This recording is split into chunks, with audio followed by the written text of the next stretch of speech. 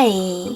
In front of me is POCO M5 and today I would like to show you how you can change all your default apps on this POCO device.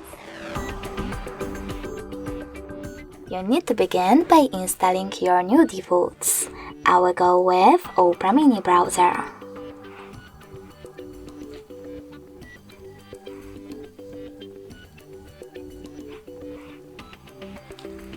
When it's ready, you don't have to open it, just wait for it to install and select Home button.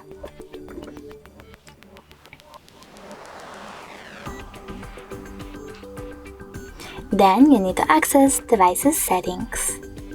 After that, scroll down and click on Apps section under Battery over here.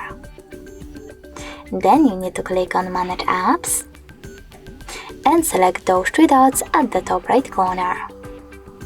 From here, click on Default Apps and finally select one of those sections. I want to change my browser, so I will go with Browser over here. Then click on Opera Mini in order to set it up and tap on the back button. As you can see, after that, my default app has changed.